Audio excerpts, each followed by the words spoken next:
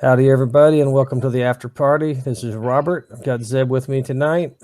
People we're talking with this evening is Dave Jones and Marcus Baker. They are the chair and vice chair of the Tennessee Libertarian Party. They've got good things going on. They've been very busy getting the year started after our convention last month, and going to see what they got for us in the next couple years.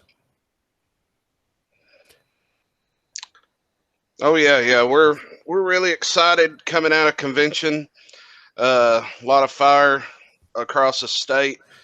Been a lot of building going on, especially out in our Delta region with Dustin Tubbs. As people may have followed over the last couple of years, Delta region has kind of been a really dead region for us for a couple of years now. Haven't been a whole lot of activity, but coming out of convention, Dustin Tubbs was elected as their new regional coordinator out there in the Delta region. He's really kind of caught fire. They're one of our fastest growing regions right now. He's added about 3 or 4 or 5 different counties on. He's been able to contact some of the old county chairs and get them re-involved into doing some action out there. They're planning some events. And for anybody who followed the HBO 609 ballot access bill fiasco, our good friend Johnny Shaw is a representative out in his region. So they're definitely fired up to start getting things going out there. It'd be nice to bring the hammer down on the ones that didn't want. We can't have more than 2 parties because it's too many choices. That's what that Bernie Sanders talking about that with deodorant one time. It's like, yeah, we don't need that many choices.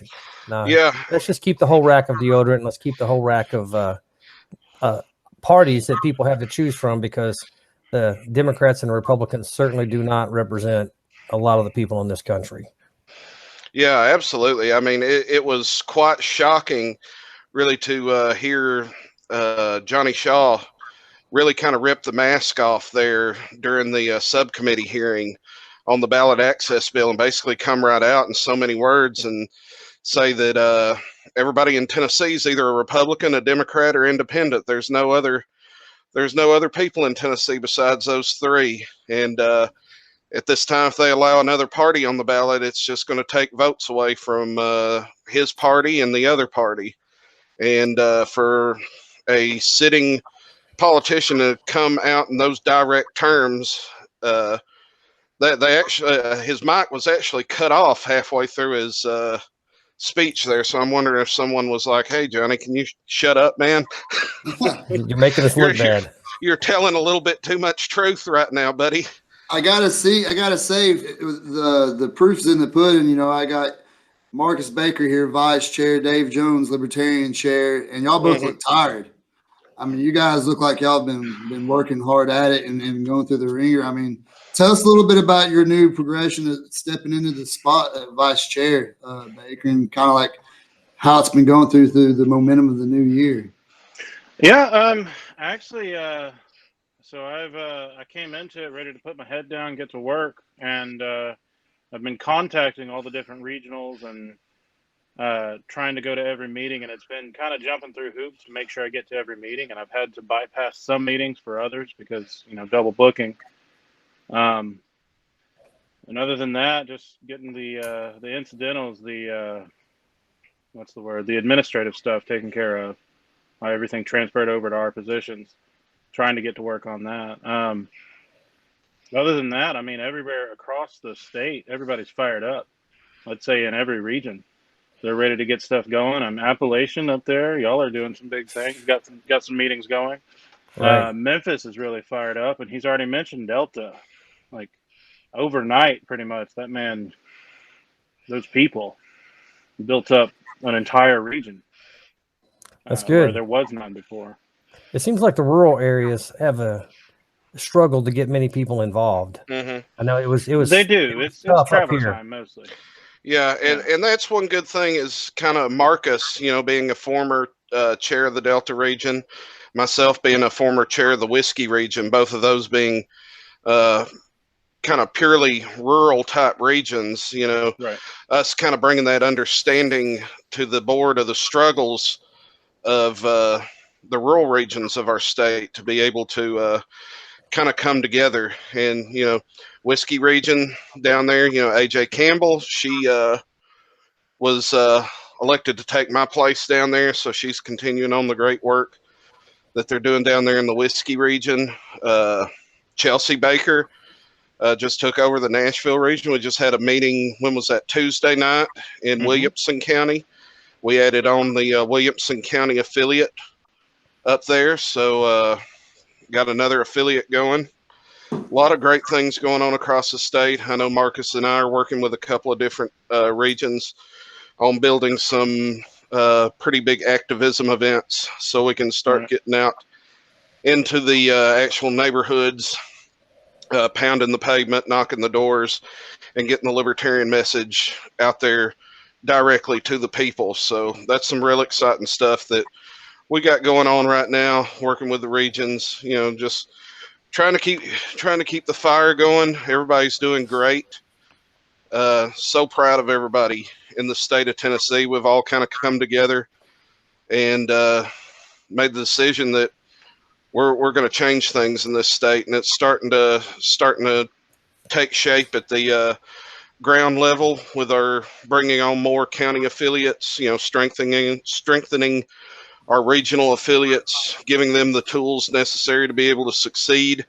I think probably about halfway next month, I think right around April the 16th, we're going to have our first county regional affiliate workshop. So we can invite the county affiliates and the regional affiliates in. We're going to cover 3 different subjects. We're going to cover our how to use the CRM system. We're going to teach them how to put their county events onto the website. So all of that is published on our LPTN.org website. And we're going to do a course on how to hold a county meeting. And that's just going to be the first in many different workshops that we're going to have for our county affiliates to be able to give them the education, the tools necessary to be able to grow. That's kind of nice. It's in the past, it's been a whole lot of, you know, here, you know, we need someone in this county to be the chair and, you know, to try to grow the party here.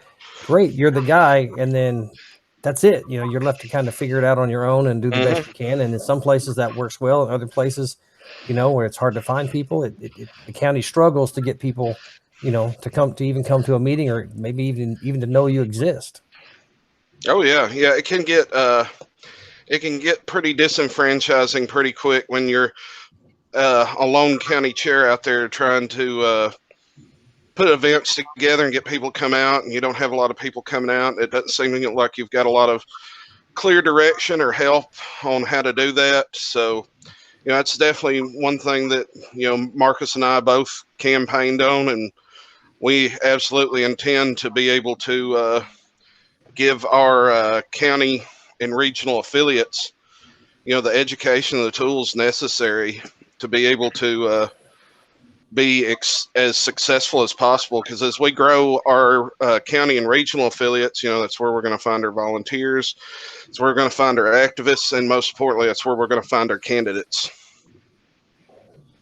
I couldn't agree more. And I tell you what, it's I think one of the strengths, and I'm glad you mentioned it pretty early, was planning, you know, future in-person events and rallies, or whatever you want to call them, whatever direction you want to take, because that's a strength. I mean, you could really see that. You could feel the energy at the convention. I mean, it was electric, man. It really was a very successful, very good convention, and the diversity of people there was good, was great. You know, I just feel like we've got to get out there to where they're at, because we feel the energy. You know what I mean? Like you, Baker, Hammett, you, Mr. Jones, like we're on the same page, you know, but we got to get it out there to the people of Tennessee, you know, especially like in communities like Knoxville, you know, with the recent stint of violence that they've had. You know, I was listening to a guy today, and the Libertarian Party nationally has kind of flirted through the Mises Caucus of reaching out to Maj Tory. I don't know if y'all have ever had a chance to listen to the guy speak about conflict resolution, but it's powerful. I mean, and like somebody like that could really speak to the inner city youth and urban areas and be sincere. You know what I mean? Because we're not going to be able to get any type of conversation with like a LP pamphlet and be like, hey, you should come to our convention. You know, like we've got to get people to speak on their level, and that also align with us politically. And I think Maj Tory is a pretty good example of somebody that's like that. I don't know if y'all researched him or not, but getting guys like that in front of people, I think, can really spread the liberty movement. I don't know what you got, Hammond. I heard, I was listening to Spike Cohen talk recently. I recorded video somewhere, and he had gone to an area that was definitely not libertarian friendly, but they were talking about education was one of their concerns, and he took that and put the libertarian, said, this is what we have for you as a Libertarian Party. We're going to give you the power back. We're going to give you the money back to do education in your area.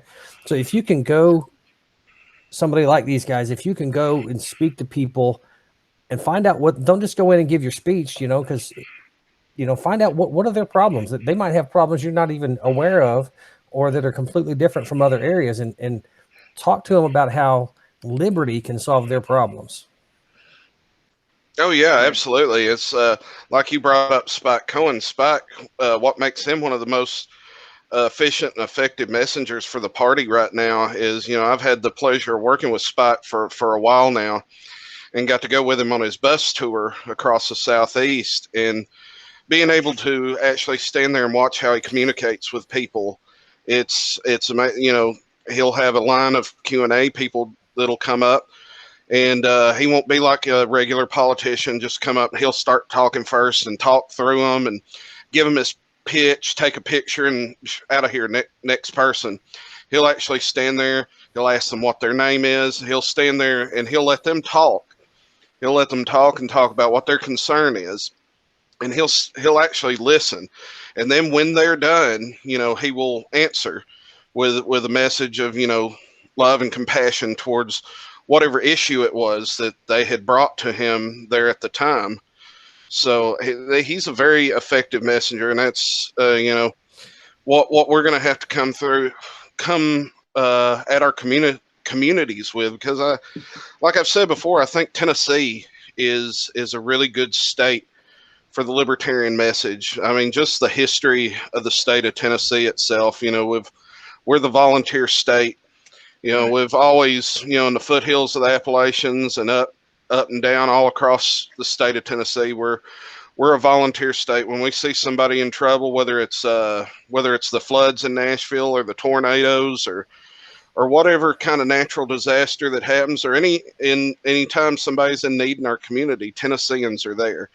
And that's libertarian principles in action, and being able to show Tennesseans that not only the Libertarian Party exists, but we do have our principles are perfectly aligned with their thoughts already. And being able to go out there and show liberty in action, and show, not only tell them about libertarian principles, but actually show them libertarian principles in action, putting our Bitcoin where our mouth is, and and actually going into these communities and showing them. And I like Zeb, what he talked about with Maj Toure is seeking, help to come into the state to be able to help us hone that message. I know Marcus and I have been working with a guy out of North Carolina, Brent DeRitter. He's the one that organized the Pound the Pavement events early in 2020 with Jacob Hornberger and Spike Cohen there in North Carolina, where they went out into some of the most underprivileged and overpoliced areas of North Carolina, where politicians usually do not go because they're kind of scared to go into those regions. But they organized a bunch of libertarians, go knock doors, and they found out that these people in North Carolina knew more about libertarianism than a lot of the seasoned libertarians that are knocking the doors, because they live it every day with occupational licensing, with the war on drugs, with all of these over oppressive laws that are designed to attack communities like that. So, the Libertarian Party in North Carolina, I think, grew by like 40, 50, 60 members in just a day or so of knocking doors because they got that message out there, and people were surprised that there was a political vessel out there that kind of encapsulated all of these things that they already were thinking of and that they already knew were wrong that the government was doing to them. I mean, take Memphis for example. A few years ago, you know, when the city of Memphis raided a bunch of home hair salons because people were braiding hair without a license. You know, it's getting out and giving those types of messages that, you know, we're on your side. We're here to fight those issues next to you. So, I mean, that's going to be important, getting out there and actually relaying these messages and kind of smashing our own echo chambers and going out to places where our message traditionally we haven't felt has been strongest. But as Spike's shown before on his campaign, those areas can sometimes be our strongest allies if we can just get out and communicate to those areas. Yeah, the occupational license, like with the hair braiding, those, if I remember correctly, those were people that have been braiding hair their whole lives, but in order to officially legally do it in the state of Tennessee, you had to have months of official beauty school education in order to do something you've done your whole life. And if you didn't, then the man's going to come knocking on your door and haul you off. Right, and they showed right there exactly what it is. It's just a tax. Like, I mean, there was no harm to anybody. The only reason it happened is because they wanted their cut of it. That's it. Yep, tax and protect the entrenched businesses. Oh, of course, yeah. And that's. I mean, that's always there. It's tax, and like the regulations are always to protect somebody. It's never to. It's supposedly to protect the people, but it almost always comes down to, as you say, taxes and protecting somebody that's already doing that. Right. Like, you've got some cities now. Like, I'm a rideshare driver. That's why I'm able to have the schedule that I have. You've got some cities which outlaw it for the same reason, to protect the yellow cab companies there, or the bigger taxi cab companies. It's the same exact thing. And then there's a law before Congress now, or a bill before Congress now, to completely not abolish that, but to make everybody doing that job that you're doing actual employees of the company, right? Is that that one came up there? The one that I'm familiar with, or what I'm familiar with, excuse me. I wasn't familiar about an actual bill. There was Uber sold the company. Actually, they went public. That's what it was. And so I'd say a small percentage of actual drivers came together and protested. This is like 2 years ago now, to be considered actual employees and off of the self-employed status, the private contractor status. Which they wanted the benefits with less pay without realizing what, I mean, you know all this. There's a lot of strings that come attached. Effects. Right, exactly. Yeah, I haven't heard about a bill though. That's news to me. Yeah, I was thinking I'd seen something in the last week or so on social media about there's that they had one in California that is essentially the same thing, and I'm thinking somebody's trying to put forth. If it hasn't been put forth, they're talking about putting it forward. In Missouri. They had, where in Missouri, I mean, I don't know about a federal bill, but I know in Missouri as well. I had some writers actually telling me about that. Some tourists came up from Missouri to Nashville, and they were telling me that you had to have an LLC to start, which in Missouri happened to be quite a bit more expensive. I think it was an LLC, either an LLC or occupational, some kind of occupational license at least, which was somewhere over the range of $1,000 just to get it. Yeah, I know. Again, federal bill. I'm not familiar. I'm sorry. No, that's all right. It's. I think it's fairly new, or maybe they haven't filed it. Maybe there's just talk of it. But it's kind of the same thing. They had or did pass or was going to pass in California, but basically make you an employee, and then now you're going to be under the thumb of that employer, and you're going to have to. You probably won't be able to set your schedule like you do, and it's going to make people's lives that want to do that and like the flexibility. It's going to make it like a 9-to-5 job or something. And that if you wanted 9 to 5, you'd have a 9 to 5, right? So exactly, yeah. Leave you alone to run your life. Exactly. Yeah, and this is the best way to do it. That's one of the best examples we have in our market today of what a free market can actually operate as. It's rideshare. That's partly why I like it so much as well. But yeah. Yeah, I mean, they're doing that to the ride share places. They're doing it to the Airbnbs. I mean, one good thing that our Liberty badass up in Clarksville, you know, Trisha Butler, was to take that whole line of code and kind of try to wipe that out so these businesses can operate without. Because I mean, last weekend I was at the Libertarian Party of Georgia's convention. I'd got an Airbnb, and they target these places so much with the government. I went from 6 occupants to 8 occupants, and just in the occupancy taxes, it raised the price of that Airbnb by over $100. It didn't change the price of the Airbnb itself, but the occupancy taxes went up by about $100 by just adding 2 more people. Then I was like, no, we're having 6. It's 6, totally 6. 6, exactly. Yeah, It's not 8. We're not having 8. In Nashville, of all places, which has tons of Airbnbs, I mean, that's a big industry there. You've got a ton of investors coming in, buying all these houses to do specifically Airbnb. Big, I'd say, billion-dollar industry at this point in Nashville. And you've got it being fought against there because of the bigger hotels there. The lobbyists for the bigger hotels. That's actually one of our regional chairs for Nashville region. Years past, Shane Robbins actually went before, because he's a Davidson County resident. He actually went in front of Nashville City Council, and I think it was City Council, and spoke against it. But I don't know how that bill's actually going now. I don't know if that's actually successful. It's got a lot of pushback, obviously, because, like I said, all those investors there too. It's funny you mentioned Trisha Butler earlier. You know, in her fights in Clarksville, and especially the Second Amendment, I saw a bill was put forth by Todd Warner. It went to the House as on constitutional carry. It's looking hopeful from what we hear from his team that we're getting feedback from. That'd be a big win within the Second Amendment on that. Hopefully, the national level. Have you guys followed that at all, or listened to that, or read that at all?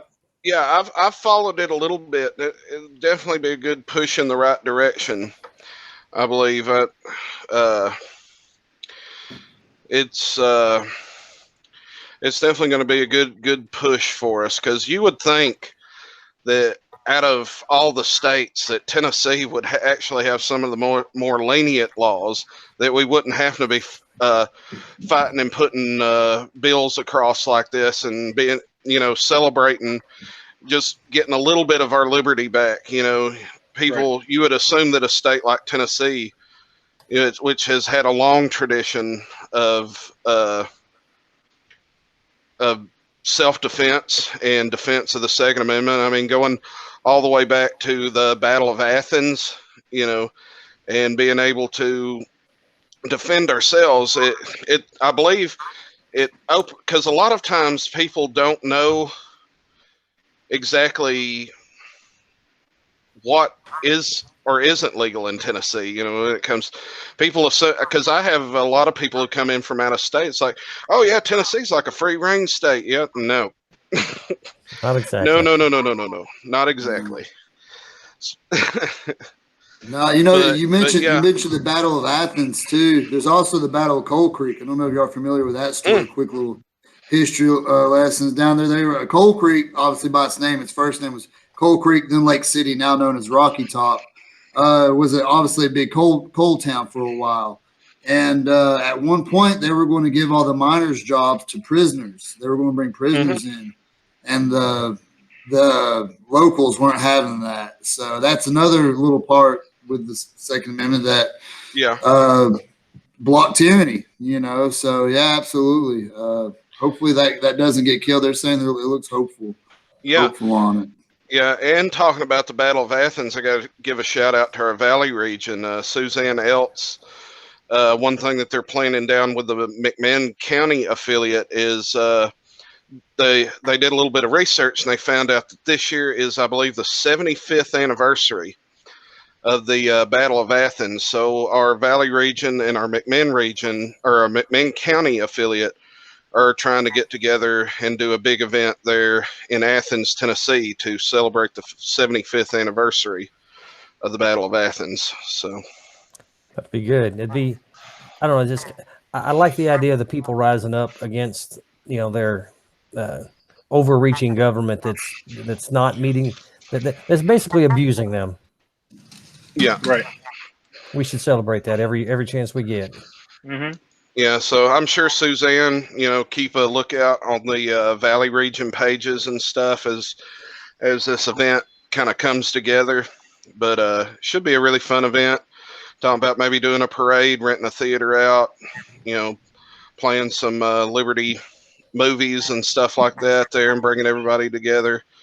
So hopefully, should be a really great event there. You should have live music. You should have live music to protest, because I mean that in itself, just to have live music and be normal is a protest now. I mean, it should be smashed in Tennessee. But like, I'm so sick of playing this passive aggressive game with them now. Because with the onset of it, man, I just wanted to open back up. I wanted our kids to go back to school. I wanted people to be able to go to the store or whatever, to do what they needed to do, go to work. I didn't want people to be labeled essential or non-essential. I just wanted people to go to work. So I kind of was passive, on like masks and stuff like that. At this point, I mean, a spade's a spade. We've weathered it pretty good. They've got the vaccinations going on. Open back up. You know what I mean? Right. Now, if you're a private business that doesn't want to go back up to capacity, that's okay. Yeah. Like, I'm not saying that you have to do that, but don't bar the other establishments that do want to have live music or wherever. My bad. I just went off a tangent with that, guys. I was just thinking about that. But shout out to Hickman region, Cody Nix and Matt Hunley. We need to have them back on and talk about some more what they got going on. Maybe that would be a good spot for a Liberty event. I don't know. I know they got a lot of land out there and a lot of musicians. So. Oh yeah, Cody was at the Williamson County event Tuesday night, so we got cool. We got to spend some time with him. I really like Cody. I think he's gonna try to be out in what county is it in a couple of weekends, Marcus? In I don't think I caught that conversation. I'm sorry. The axe throwing event. Oh, that's up here. That's up in Kingsport. Yeah, Kingsport. Yeah. I'm going to be up there. I think, Marcus, are you going to be up there? Yeah, I'm going to be there, Yeah, I'm hearing that, Tom Arnold may be coming up, AJ Campbell may be coming up, and I think Cody Nix may be even coming over. We're going to make it a big event. I think we may be stopping off in Morristown to knock some doors for a candidate there, and then headed up to headed up to the axe throwing event. So it's going to be a fun weekend coming up in a couple of weekends. Like I said, this weekend I'm going to be in Alabama at the Libertarian Party of Alabama's event, and got a couple of different events going on this weekend. Like I said, I'll be down in Alabama.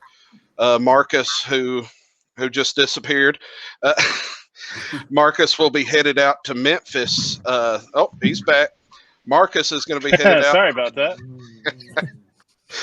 He's going to be headed out to Memphis. They're going to be having a crawfish boil out for the Shelby County Libertarian Party. So he's going to be out there repping us.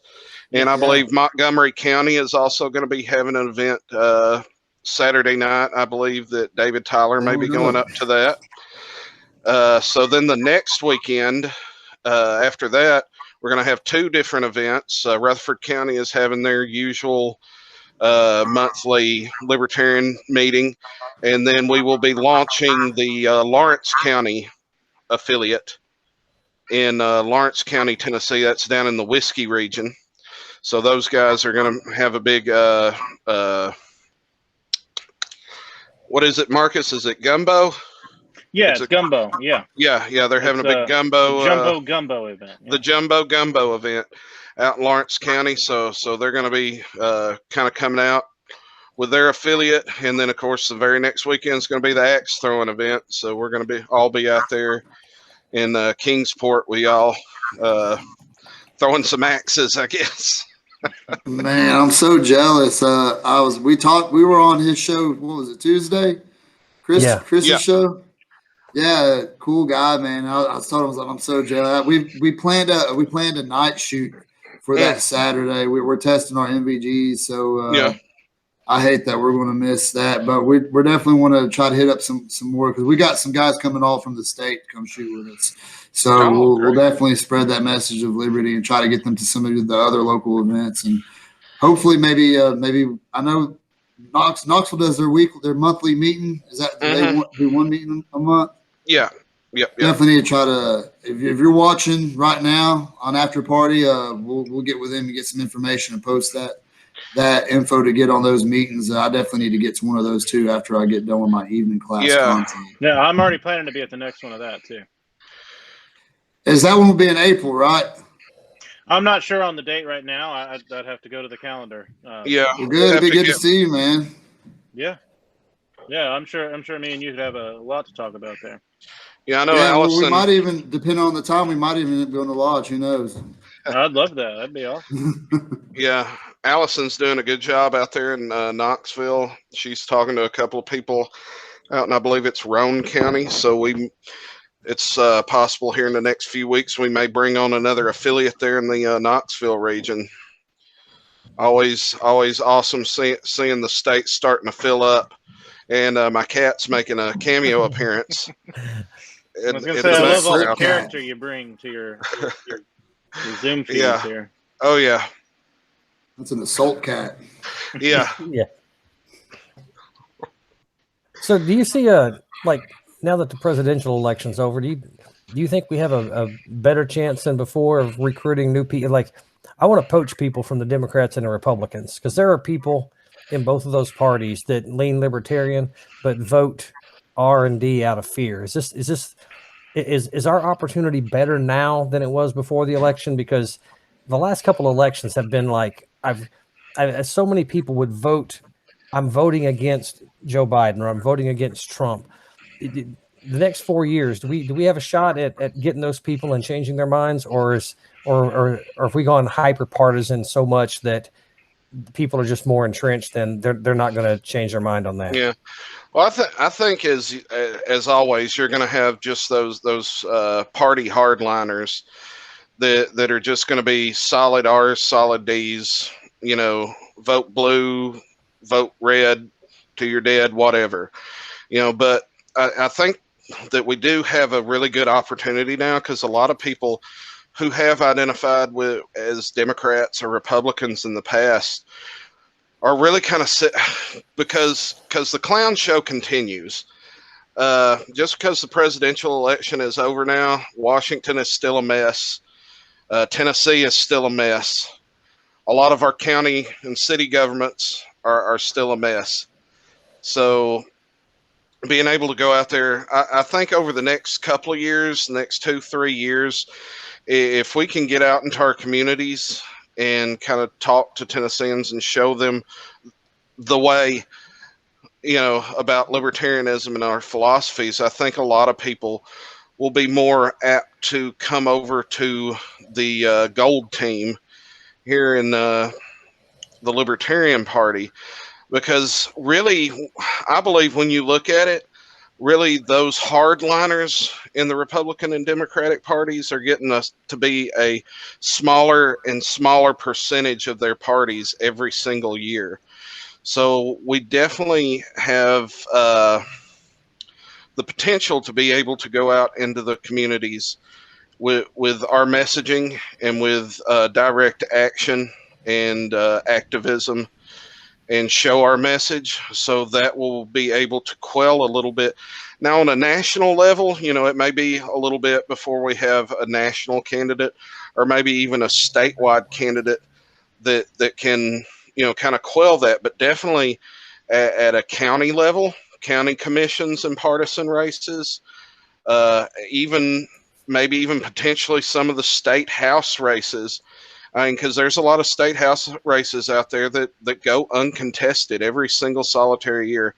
I mean, we were talking about Johnny Shaw earlier. Johnny Shaw has been in the Tennessee legislature for 21 years. He's had 10 different elections over his career. Out of those 10 elections, only 2 of those elections he has been opposed, once by an independent and once by a Republican. So in 21 years of being in the Tennessee state legislature, he's only been challenged in an election twice. So I think if we can go out in the communities and kind of show them who we are and what we stand for, and that they more align with our principles and what we are trying to do, we can start pulling over a lot of those more moderate Democrats, more moderate Republicans, and definitely the independent people, and maybe even people who don't vote, who have absolutely given up on the voting process as a vessel for change. Yeah, and I was going to answer to that too. I was going to say I'd say it's a little bit of both. You'll get those louder people who are hardline R or D who are going to be even louder now, it feels like, and that's going to be promoted by the media, by everybody who can promote that message who wants to. All those hardliners, they're going to shout it even louder now. But at the same time, we have a really good chance. My personal experience, I mean, since I joined the Libertarian Party, since I've been active with the Libertarian Party, I've had friends come up to me from time to time, send me a message, give me a call, say they want to get involved, whatever. But I have had so many more in these last couple years. And then I got a whole new slate of friends that I've grown up with that I would have never thought were even political, telling me they were interested in the Libertarian Party, or they voted for Joe Jorgensen because they wanted that third option. They wanted somebody who could speak to their values even more than the RD candidates could. I mean, I've seen more growth in these last 2 years than I have ever. Yeah. Yeah, and one of the good things that we have in Tennessee right now is we have 5 elected libertarians in local offices right now. We have Stephen Chambers, the county mayor of Trousdale County. We have Cole Ebel. He's a city councilor for Carthage, Tennessee. Right. We have Erica Ebel, who is a county commissioner for Smith County. We have Joshua Bill, who's a county commissioner for Montgomery County. And, of course, we have Trish Butler, Montgomery County City Council. So we've got 5 people right now in local offices who are building a voting record, being able to show their communities what libertarian politicians in action can do with their communities. So now we've got those 5 people who are building this repertoire with their cities and with their counties, and being able to, I mean, like we talked earlier about everything that Trish has been able to do just in the last couple of months of being a city councilor up there in Clarksville.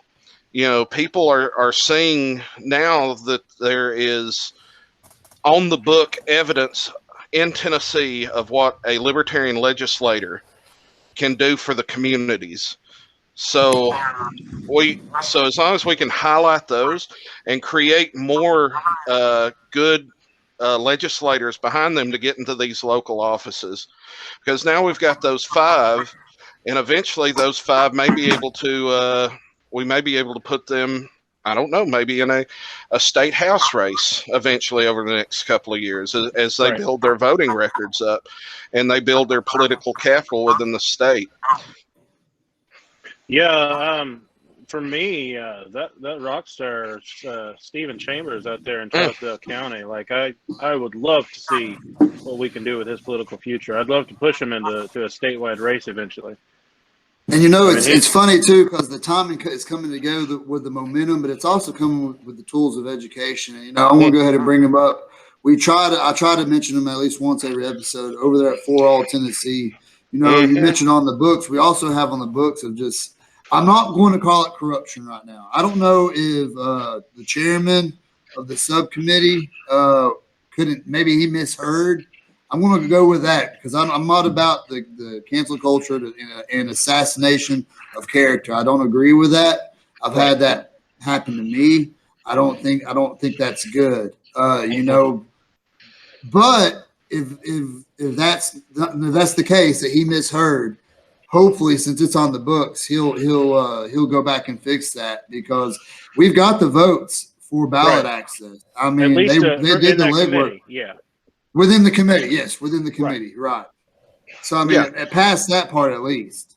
Right. Yeah, and I think it was just a misstep on his part. I don't think it was intentional, although he was obviously a nay. I think it was just because in the case of a tie, it would have to go to the nays. So I think it was just he just tried to count it in his head. You can see a bit of a hesitation in him, and then he slammed the gavel down and called it to the nays. I think it was just mishearing. But I'm pretty sure, like you were talking about, I'm pretty sure For All can get and I'd love to go with him. I'm pretty sure For All can get a reconsideration of that vote. So we'll see how that goes. Yep. Yeah, in the past that might have been something that just by mistake or whatever you want to call it, whichever way you want to call that shot, it would just fall by the wayside and people wouldn't know, you know, and now people at least do know. And I think it really speaks to the contrary of Representative Shaw. Is that his name? When he said that in Tennessee, you're either Republican or Democrat, and that's just the way it is. Well, that's just not the way it is. And I have to say, it's disingenuous at best that he speaks of free and fair elections in the same breath and then tells us that there's only two parties within Tennessee. That there's only two line of thoughts in Tennessee. And if you're not one of those, then you just be independent, and people can kind of guess what you are. Maybe there's a Wikipedia on you.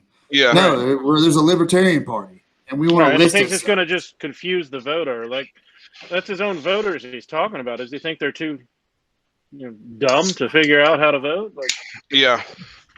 Well, it's like he said it best though there towards the end of his rant when he was talking to Representative Halsey, who presented the HB 0609 bill. He's talking to Representative Halsey, and he's like, I don't know which party is going to aligns more with me or which party aligns more with you. But at the end of the day, if we put more parties on the ballot, they're going to take votes away from us. And it's just like, well, isn't that the point of elections? That's the point of elections, guy. And yeah, Dave, you talked to him that day, didn't you? You were had a phone call with him, didn't you? Representative Shaw? Yeah. Yeah. Was it that day or the day before? It was a couple hours before the subcommittee, trying to talk him into switching over from a no to a yes. But after about 30 seconds of talking to him, I could tell that it was a solid no. Mm-hmm. He sounds like he definitely doesn't want any competition. Yeah. And that's funny coming from a guy who's only had competition twice in his 21 years of legislating. Right. Yeah. That's his lifelong career. He's been there for how many years now? Doesn't want to 21 years. Yeah. Mm-hmm. So no longer is he voting for in the interest of his constituents. He's voting in the interest of himself. Exactly. Yeah. That's the way I see it. That's the way I'll call it. Now, see, here's the difference in what you see when I'm not the council, the chairman. I'm not going to say that he did anything illegal. I think that was a mistake. That's what I'll say. But here, Shaw, he is being directly working in his self-interest. Oh yeah. I mean, if he was truly worried about fair and free election, fair elections, he wouldn't make the comment that there's only in Tennessee you're either Democrat or Republican. Yep. I mean, that just speaks of, and I know he's not an uneducated man. Hearing him speak, you know what I mean. So that goes to speak that he is trying to keep his voter base uneducated. Yeah, and we've talked a lot about Representative Shaw and then Representative Rudd, the chairman of the subcommittee.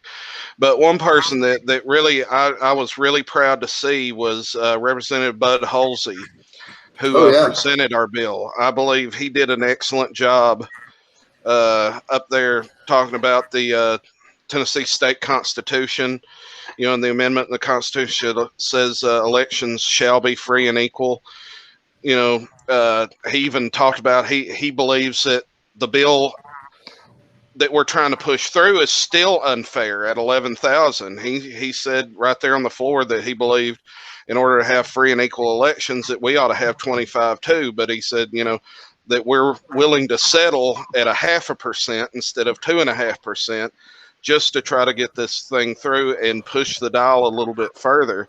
Right. But I really respect Bud Halsey for what he got up there, and really kind of defended the Tennessee state constitution, the voters in Tennessee, and the minor parties, not only us, but Greens, Constitution, the birthday party, the Kanye West party, whatever other kind of parties that we've got out there. But right.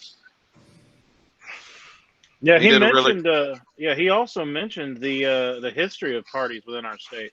We've had elected. I think he said, what was it, 50? He said 40. It's 40. 40. Over 40. Somewhere around 40 different parties. Yeah. No, and I like Bud Halsey too. He's a man I really respect. He's a good ally for us. In his chambers there, he was talking to me and Justin Cornett. He's a friend of Justin Cornett mainly. Mm-hmm. So we have him to thank for that. Bud was talking about Libertarian Party. He'd be surprised if we're not a major party within the next 15 years. Oh yeah. Yeah. I think he's the one that spoke at a meeting I was at last year. It was kind of a legislative update. Would have been the year before. Yeah, that. He's out there in East Tennessee. I'm not sure exactly what district. I think he's the one that spoke, and I think it goes back to some of the gun control laws we talked about earlier. How we don't have the free and fair gun control laws that we should have. They're much too restrictive. And he had mentioned, he said, the Republicans across Tennessee. He said the ones in Middle Tennessee, I'm assuming the Nashville area, he said are not the same as the Republicans that we have up here. Right. And I expect that. Just like a Republican in Tennessee is probably not the same as a Republican in New Jersey. They're different animals. And I think that's part of our problem, is that we have some that are slid too far along the spectrum in the wrong direction. Yeah, and you have so many Republicans in this state that have gotten to the point where they're so in control in Tennessee, and they are so walk that party line. Because when you look at, the past few years, the GOP, when they changed their own bylaws of the Tennessee GOP on the people who can actually run as a Republican, the GOP is to the point in Tennessee right now where they can pick and choose who they want in primaries. If they've got somebody on a primary they don't like, them as an organization can go right to the election board and have them thrown off. And them knowing full well when they go into the election season, who's on the ballot as a GOP is the person that's probably going to get pushed through. So, you've got so many Republicans that walk that line because either they're scared of losing that support and the money of the GOP, or they are just so entrenched into party loyalty that they've forgotten their loyalty to the Tennessee state constitution and their constituents. I couldn't agree more. And again, I think I like the approach. And I called it investment in your education, is what we called it in a private conversation we had with Eckel and Cornett last week. Me and Hammett did. And investment in your education. I think hopefully with all these issues that For All Tennessee is bringing to light, like civil asset forfeiture, jury nullification, go across the illegal search warrants via drone. Go down the list of all that. I feel like if we could get that to the people in Tennessee to understand, hey, this is actually something that affects you. This isn't. We got to get people out of this idea that Washington is going to either save or destroy us. Yeah, we got to get that out of our. We got to go back to the grassroots, and I don't know how to get. That's something that we were talking. This past week, I think it was Tuesday with Chris, the Appalachian Region Director Chair. I'm not sure how we get people to care about those issues again, because they've been so polarized by a national election that's like a mini civil war. Like you got like you got both, like California is talking about succeeding. You know, I mean, you have people on the far left talking about succession, back and forth, and now we're here and trying to get people out of that like mini shell shock of politics. Like, hey, come back to Tennessee, let's fight these battles. Yeah, and it's a conditioning that's been conditioned over decades and decades in this country for people to get people to not care about their the federal government, the feds, the president. The president is going to do all this stuff for you. The president, Congress is going to do all this stuff for you. And it's taken decades and decades of this conditioning of people and to get into that thought, because, you know, a lot of people, they don't even come out except on presidential years, because that's the most important vote, is who's going to be the president of the United States. When they have city councils, they have county commissions, they have sheriffs, they have district attorneys that affect their lives every single solitary day in their communities. And those are the elections that they can target and do something about right now. President, federal offices, a little bit ways off to make changes on, because they're so entrenched with billions of dollars of funds that are poured into these races. But what we can do right now, can you imagine across the state of Tennessee if we had a bunch of libertarian sheriffs, a bunch of libertarian city councils, a bunch of libertarian county commissions, county mayors, especially sheriffs? That's one thing. If there is anybody out there listening to this who is interested in running for sheriff in your county, contact the Libertarian Party of Tennessee. That would be awesome. That'd be great.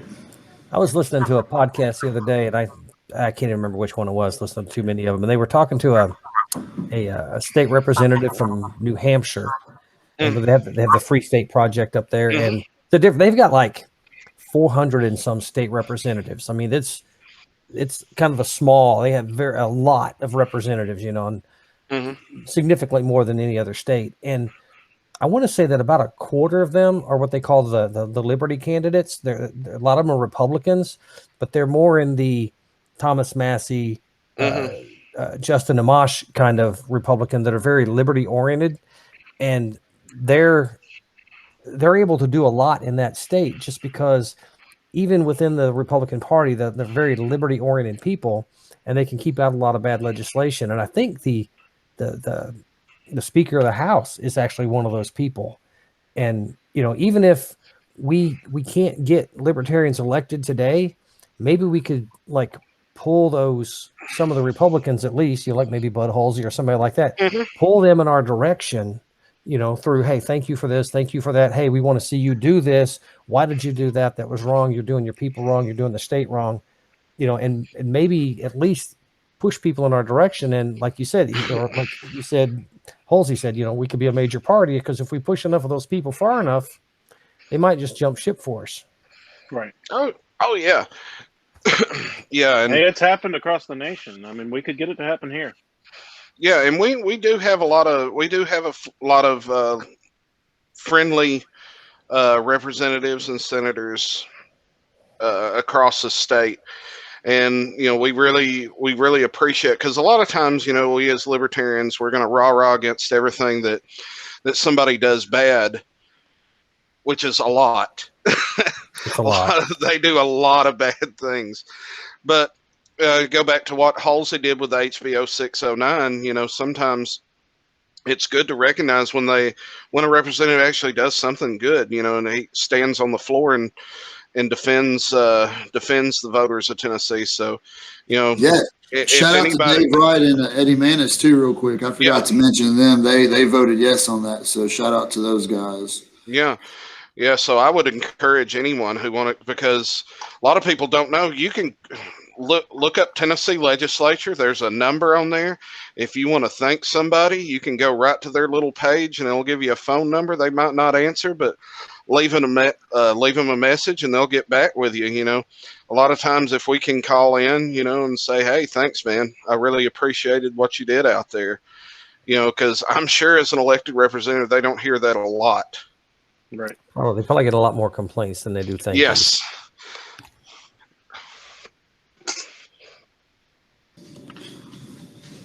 Yeah, we got to get some live events. Who would be a dream set for y'all for a live show, first live concert? You get to go back and like this. Here's a hot take. I want to take a hot take from you guys. Okay, first live show reopened back in Tennessee. Your dream show. Three bands.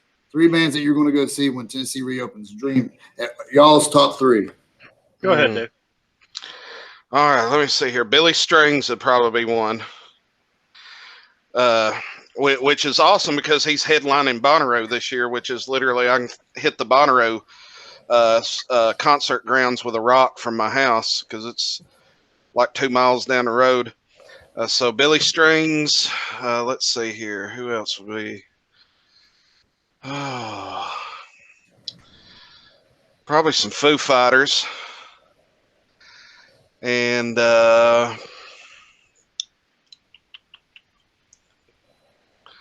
probably Old Crow Medicine Show.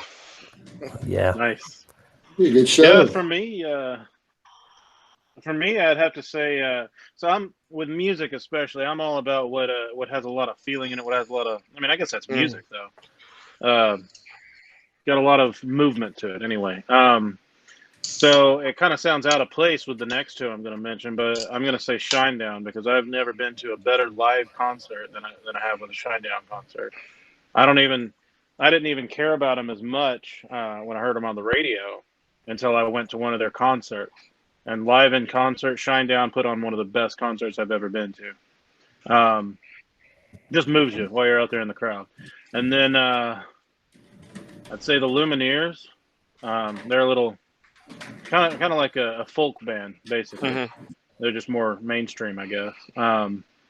Me and my wife are both big fans. It's actually one of the songs we had for our wedding. Well, one of their songs. And then I'd have to say it's a band called my wife just introduced it to me last year, and I could tell you a couple of the guys in it. Can't think of the name right now. Andrew Bird was one of the guys that was in the band, and I just can't think of the name for some reason right now. But yeah, they put on a really good concert as well. Andrew Bird, he's kind of more of that alternative folklore kind of or folky kind of sound.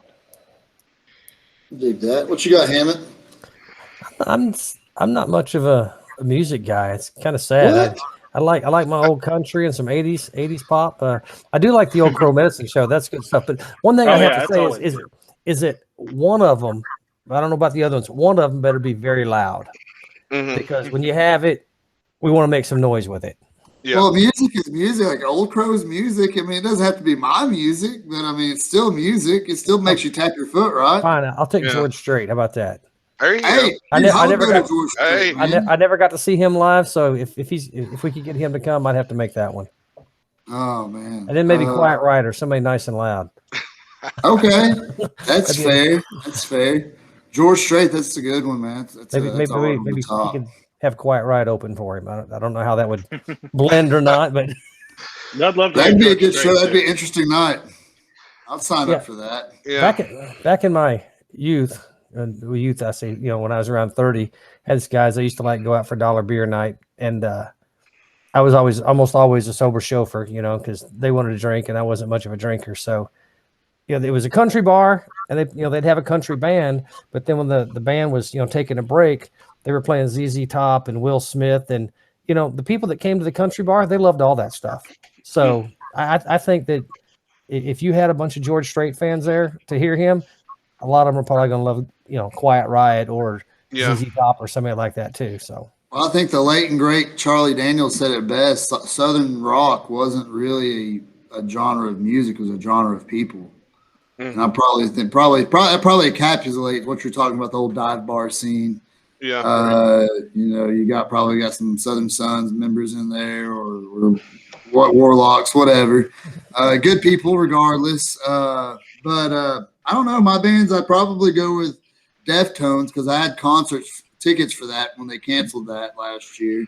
I was going to go see Deftones and Ginger, which Ginger is a Ukrainian metalcore band, I guess you'd call that. But But I don't want to use ginger on this one. This is the reopening. I want to have. I don't know. I want to be diverse like you guys.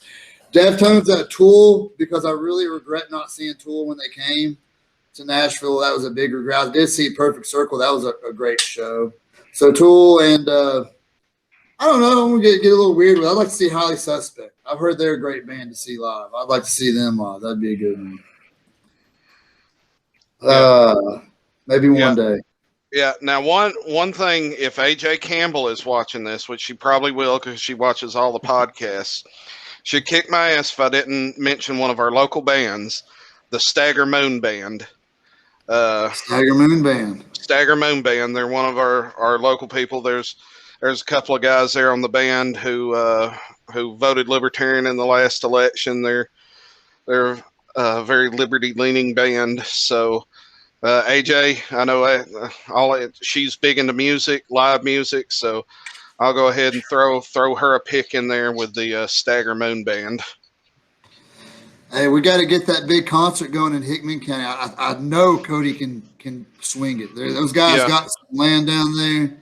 They got some musicians down there. We could swing it. I'd love an event like that.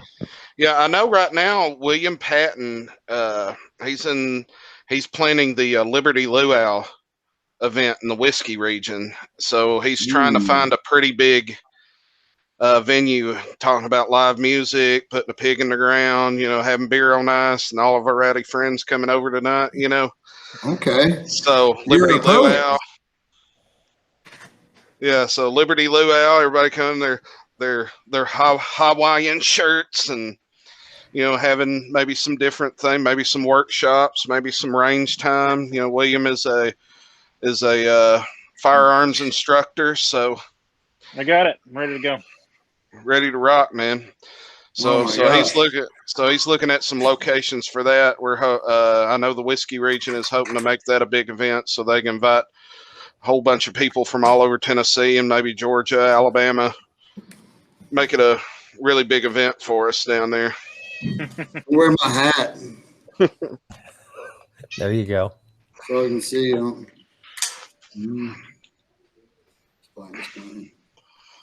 I'd have to buy me a shirt though. I don't have a Hawaiian shirt.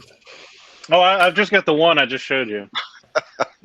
I had that. I bought that for national convention last summer. Yeah, but I love how you had it right there in arm's reach. It's just like you're just ready. You're ready to go. I'm ready for a luau at any time. You're ready for a luau at any time. Honestly, I just put a new light on that helmet. So, and I think I got jibbed. I don't know. I'm going to double check.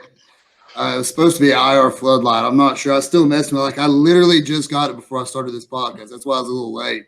I was trying to figure out the settings on it. But no, it is something fun. I always mess with gear, but it's so much more than that. That's like a lot of misconception of, a lot of people on Boogaloo or whatever you want to call it, because it's really just a conversation piece at this point. Of like, oh yeah, you're gun rights or whatever, libertarian, whatever, and it's somewhere to start a conversation. But it's so much further than that, man. You got crops. Hammett's all about that. He runs a huge Facebook group, and he has a pretty good sized crop. I'm sure you guys are familiar with that. I mean, so like growing your own food, that's a huge aspect of it. Cleaning water, filtering water. Location, and just kind of like it's kind of an inside joke with me and my family is like I'm the crazy uncle and dad that makes us all go camp and stuff. Yeah. And I joke with him. I was like, I'm subconsciously getting you ready for whatever happens, whatever economic failure happens. And they just kind of laugh, but they know I'm kind of serious. You kind of get the family used to being outside, being uncomfortable, sleeping under the stars. Yeah, because that's what stuff like that. Yeah, that's what a lot of people don't realize about like the libertarianism. The libertarian movement is becoming, self-sufficient. Growing your own crops. Being able to do water filtration, being able to do all the stuff on our own without collect rainwater. Yeah, collect rainwater. You can't do that everywhere. Now.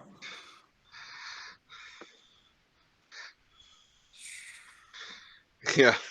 Yeah, that's part of being free is not having. Well, I can't say not depending on somebody else, because we're all dependent on somebody else. Yeah. I mean, I got a shirt on here. I'm not going to go make, like grow the stuff to make this. Well, I couldn't even, it's probably some fake, it's not cotton, I'm sure, but I'm not going to grow the cotton and, grow the corn to feed the hog, to make the bacon, to have the breakfast.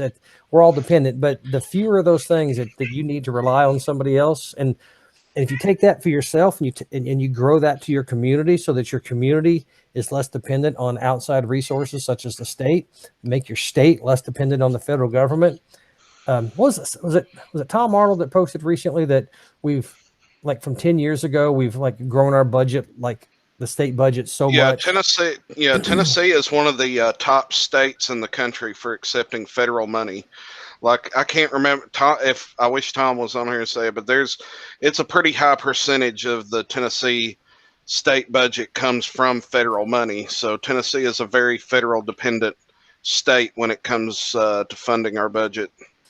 But that if our tax revenues last year would have met that budget from 10 years ago. So if we'd have kept that same budget from 10 years ago, we could thumb our nose at the federal government and say, we don't need you. We don't need your money. We don't need your highway funds. We will take care of ourselves. And that would bring a whole lot of freedom if we didn't have to have that, because they couldn't breathe down our necks. Absolutely. Right. I mean, people don't realize exactly how much the federal government presses down on states. I mean, take a look at a lot of our alcohol laws that we have. Like, any state can set whatever drinking age that they want. But if it's not 21, or if you allow any kind of open container laws, you start losing percentages of your federal money. It's like a couple of years ago when the Republicans in the state increased the gas tax. One of the parts of that bill is Tennessee made open containers completely illegal in the state of Tennessee. And we did allow some portion of open containers at one point in Tennessee, but part of that gas tax bill was making open container completely illegal in Tennessee. And the reason that they did that was because the federal government was withholding a certain percentage of our federal highway funds because we didn't adhere with their mandates. So once Tennessee made open container completely illegal, we started getting 100% of our federal highway funds. Yep. Yeah, I know that was a 55 mile per hour speed limit they did that with back in the 70s or whatever. That it's unconstitutional for them to set the law, but they could put stipulations on the funding you get back. And where do they get that funding in the first place? They get it from us. So it's like you can't have your own money back unless you do what we tell you to do. Exactly. So, how long ago was the open container law pushed? Was that before 2011? When was the gas tax done, Marcus? That was gas tax was 2017. Yeah. So that was part of the gas tax that they pushed through, was to make open containers completely illegal in the state. I know I got one of those open containers one time, but this is a long time ago, back in 2011, and it came across, and I had failure to appear, so there's a warrant for my arrest, and it came across the clerk's desk, and she was like, I can't arrest him. And they were like, why? Well, I can't put out, you won't be able to arrest him, because I was in Afghanistan at the time. So they couldn't arrest me. That's I guess not it's kind of a failure of communication between governments of where you're at. I mean, you're going to try to arrest a guy that's in Afghanistan for an open container. Come on now. Thankfully, I had some family, and that was clerk, and she was like, "Hey, you can't. He's not here." That could have been really bad. So thankfully, Commander heard about that one, dodged a bullet. Yeah. How many years were you in? Just four. Okay. Yeah, I did 6. Well, 6.5. I did a nice. What branch? Got up. Oh, I was Army. I was Army Guard though. Cool. Nice. I got out in 2015. I was a medic. Oh, nice, man. That is one of the most. I love my corpsman. I don't know. I mean, that's just a special job, man. That's our equivalent in the Marines of Yeah, no, I know. My brother was a Marine. Is, I guess. Actually, I lived with him in Knoxville and 2 of his Marines. So I was their corpsman for their drunk nights around Knoxville. I bet you were active. They weren't active. What's that? I said, I bet you were an active corpsman. Oh yeah. Oh yeah. No, and they gave me the same respect y'all give your corpsman. It was nice. At first, of course, it was your Army, gross, whatever, and then they realized I was a medic. Oh, okay, you're right. You're all right. I'm good with it. I mean, the language changes quick, right? Like, hey, we're going to keep him. Y'all go away. We're going to keep him. No, it's an interesting thing, man. Just the camaraderie of veterans, and it's an interesting thing to see it translate into libertarianism too, or just in the fact that you could break down typical barriers and have discussions about politics with, like, for example, some of my right-leaning friends. You know what I mean? Like, I can have a little bit more of a candid conversation with them because there's already kind of that comfortability there, I guess, so to speak, or where we're coming from. Well, they pretty much all have the understanding, even if they're left, right, big government, whatever. They all have the understanding that fuck the government. I mean, they know how it works. They know the bureaucracy. Absolutely. I mean, we're trying to set up something down in Middle Tennessee to do another range. We did one last year down there. I can't remember the name of the range. It was out in the sticks. It was a really big range though that we went to. I'll get that information to you later, but I'd like to do somewhere a little bit closer to Davidson just to meet up with some of you guys in Middleton, because both of y'all are Middle Tennessee, right? Yeah, I'm Southern Middle Tennessee, and he's more Murfreesboro. Yeah, we would definitely like to find somewhere close to y'all, a decent. It might be that same range too. I'll talk to Nasty I'm Nate over here on our side. Center of the state, actually. So I'm the yeah. Murfreesboro is the geographical center of the state of Tennessee. Yeah, we've got a little pillar up and everything too. Yeah, you can go stand on it and feel groovy. Maybe get a range down in Murfreesboro, but I definitely would like to get down there and try to get a bunch of libertarians, maybe some boog over there. I don't know.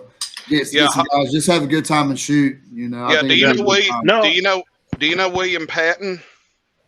Yeah, he's in our little group with the Mises Caucus. Yeah. Holler at William. He's a fire. He's been wanting to get something pretty big close to Nashville going. So holler at William. We were talking about it this morning, and I suggested Hickman County with Cody Nix and all those guys down there. If they could, now it sounded like they had some decent land out there to get on to do that. So obviously, what we're kind of talking about is allow a little bit of freedom because we're free people, right? So I'll reach out to those guys and Patton too. We talked to him quite a bit throughout that group.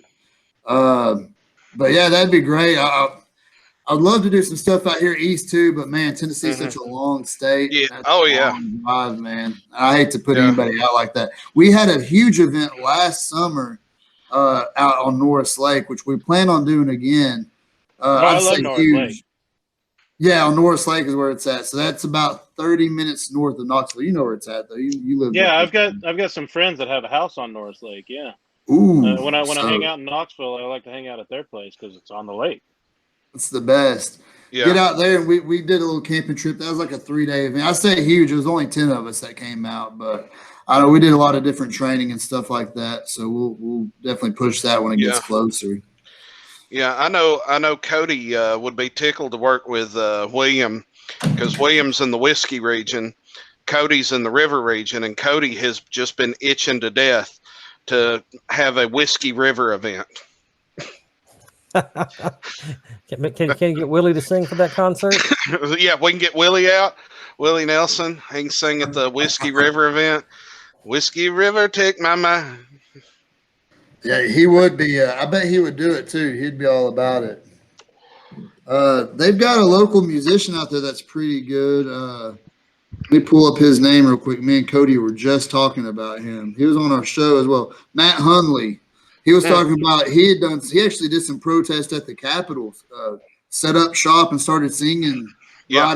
ride in Nashville, and they had to escort him out and haul him off. He almost got arrested, and I mean, I think God, that type of energy right there would be awesome to capture for the whiskey region. And I know the mountain over here, I call it the mountain, Knoxville region or Appalachian region, whichever one you want to go with. I've just always called my area the mountain where I live out here in Carrollville. Definitely would come out to support Yeah. that, because that sounds like a good time. Yeah.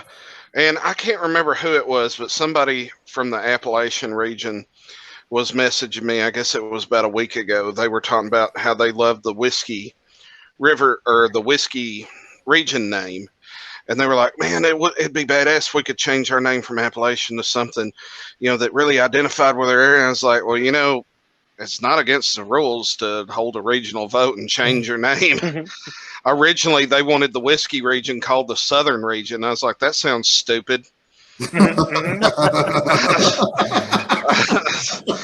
Wait, so we have you to thank for whiskey then, Dave? Yeah, I named the region. I was like, we've got Jack Daniels, we've got George Dickel, and we've got all the illegal shit that they still make in the foothills. We're the whiskey region. Yeah, we just call it the mountain up here where we're at for training purposes, and our little mantra is come and see. But I wouldn't want to change anything. We've got great, like you guys. I just want to get you guys in front of it, because y'all are killing it, man. Y'all are like all of the chairs. It's growing, like Hammett was talking about. You guys, like obviously being here again, spreading the message of liberty. Me and Hammett just want to put you guys in the forefront and get y'all's voice out there, because you're the one doing the real legwork. Yeah, absolutely. And anybody who is having an event anywhere in the state, feel free to that we might miss. Our calendar is open. Shoot a message to me, also, shoot a message to Marcus. Get with us. We'd love to come out and help support your event. Yeah, and I'd love to help you plan it too. That's a big thing. Absolutely. I'm big about setting up events, doing fundraising, just outreach, whatever. If you want help with an event, you want help working on it, prepping it, anything, I'm down. Yeah, let anybody know. Yeah, it's a huge passion of ours, is to be able to come down and help you guys on a regional level, at a county level. We're at your guys' disposal. I mean, we're a bottom-up organization, like I've said many times. So you guys run the state. As state chair, I'm the least powerful libertarian in the state, and I love it that way. I'm at your guys' disposal to come out and be able to help you at your events, and be able to try, listen to you guys, whatever tools that you guys need to succeed. What we need to be able to give you guys to do what you need to do, and that goes for our affiliates, that goes for our activists, that goes especially for our candidates. We've got a big year coming up in 2022, and we really want to see a lot of good candidates running in winnable races. And I'm sure Tricia Butler is going to be involved in that, helping a lot of the candidates. We've got an excellent crew. We have the best. I'm going to say it. I'm going to throw the gauntlet down. We have the best crew in the entire country in Tennessee, from our executive board to our executive committee to everybody across the state of Tennessee. I mean, the eyes are on Tennessee and the Libertarian Party right now, and we are showing them the way, because this is the way. That's that way I always talk about. We're all working together towards that same common goal of a world set free in our lifetime, and we're figuring out how to do it at a local level, and then at a state level. I mean, I'm excited. I'm fired up. I love what's going on in Tennessee. I get messages from people around the Southeast, from around the country, trying to figure out what we're doing here in Tennessee that's being so successful. It's working together. We don't see caucuses. We don't see brands of libertarianism. We just see brothers and sisters in liberty working towards that same common goal. Well, let's grow it. I like that. I like that Tennessee has an excellent party. Everybody, this last month was the second convention I'd attended. I went last year, and everybody. I'm kind of a shy person. I kind of don't like to say too much. But anybody I talked to was very friendly to me. It made it Mhm. easy when I was talking to somebody. So good people. No, I mean, like I said, the atmosphere was electric at the convention, and the night before with the poker game. I think the leadership, you mentioned caucuses. I think it is interesting that you see a lot of toxicity. And I think a lot of libertarians, even when they came to the convention, you see a lot of toxicity nationally cloud in the LP, the Liberty Movement. But in Tennessee at the convention, it was kind of like an unspoken rule, like there's no toxicity here. Right. Like, That's a big thing with us. And that was, I mean, we walked in right off the bat, and it was just a blast, and you felt that unity. I think Spike spoke great. I think that's like you said, that this is the way. You definitely that me and you talked in private, Dave. You definitely earned my vote there with your speech and going back and forth. And that's not to say Tricia Butler said anything wrong. That's just that y'all's strategies were somewhat a little bit different, but at the end of the day, everybody's together. I think we're going to try to have Tricia and Chuck Trial on next week. We're going to reach out to him. Me and Hammett spoke to him before separately to say, hey, we'd like to have you on at one point. I think we're going to try to get those guys on. Yeah, Chuck. Yeah, Chuck's a really amazing. good guy. And Trisha's a good girl, so. Yeah, I think that'd be an interesting podcast to have those two on at the same time. Yeah. Right now, Christopher Darnell right now is trying to work on. I know you guys were on his Not a Real Libertarian podcast. I think he's working on right now trying to get one of those podcasts where me and Trish come on together.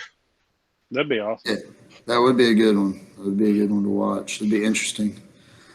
Well, guys, I think we're here at the back end of it. We always let our guests have the last word, so we're going to let you go with it first, Marcus, and then let you have the final say, Dave. Sure. I guess all I've got is I'm really just looking forward to what all we can get done here. I can't wait to get out there to Appalachian region and help you guys out. I meant to be out there a few weeks ago, but it didn't work out for me. Yeah. Look forward to traveling across the state. You're going to have to call it Appalachian. They might club you up here if you say it wrong. Yeah. See, even when I lived there, I got told that it never stuck. That's my fault. Sorry. Go ahead. Yeah. No worries. Appalachia. Yeah. No, I can't wait to get up there, hang out with all you guys up there, and Knoxville, same. Haven't been to a Knoxville meeting in a few years. And no, I'm just looking forward to getting across the state, getting to know everybody better, getting everybody connected. Get some events started too. Yeah. Yeah, we will be in communication on that because, I've already kind of, in Cody's, I don't know what Cody's going to think about it, me just volunteering his county up and saying that, but we kind of joked about it, and I took his joke as serious, or maybe he was serious too, and we're just starting off good. I know Matt Hunley, so we'll definitely be in communication about events because I'm all about that. Right. What you got for us, Dave? What do you want? If you got something you want to plug? Tell us what we're doing. Yeah, I'd Any love shout outs? I'd just love to plug the Libertarian Party of Tennessee. I want to speak to anybody who's out there watching this right now who isn't already involved in the party, who is interested in getting involved in the party. Absolutely go over to www.lptn.org. Check it out. Whatever you're interested in, we've got a lot of committees that are coming up. Whatever you're, hold on, stupid cat, but whatever your talents are, whatever you're interested in, we've got a spot for you. If you're interested in finding out the activity of your local county affiliates, if you've already got an affiliated county, you can reach out to your county chairs. If you're not affiliated and you're interested in starting a county affiliate in your party, contact the Libertarian Party of Tennessee. We'll get you started. Are you interested in running for office? Contact the Libertarian Party of Tennessee. We'll get you started down the path of what you need to run for office. If you're interested in doing any kinds of activism events, contact the party. We'll get you hooked into your regional rep, your county rep, if there is one. We've got different committees. We've got a field operations committee that directly deals with activism, county affiliate development, youth engagement at campuses. We've got a marketing committee that's going to be dealing with social media, press releases, things like that, if you're interested in that. We've got a political committee starting up that's going to deal with working with our candidates. That's very exciting. We've got a legislative committee that's going to be involved in pushing liberty-oriented legislation. We've got an IT committee that deals with keeping our websites running, keeping our emails running. So there's several different ways that you can get involved in this party. You know, if you don't feel like you have the talents to run a county affiliate, but you're interested in writing press releases, absolutely contact us. We can get you hooked into that committee. We can get you using your talents to furthering the dial in the state of Tennessee towards liberty. We want you to join this party. We want you to get involved. And if you're to the point where you don't really feel like you can become active in the party, absolutely check us out. And remember us come election day. Remember us when you see libertarian events. Come out and see us. Come out and talk to us. We're, like we said earlier, we're friendly folk. Don't believe the propaganda about libertarians. There's a lot of it out there. Absolutely, we're going to be coming to a community near you, and we'll go to talk to you where you're at, to talk to you with a message of liberty. But check us out, www.lptn.org. Email us today. Tell us what you want to do for liberty. What can you do for liberty today in the state of Tennessee? We want you to get involved. We want you to use your talents. And this is the way. All right. Thank you, gentlemen. It's been a good conversation, and catch y'all around another time. Yeah. This is the way. This is the way. We'll catch y'all on the flip side. See you, man. See y'all.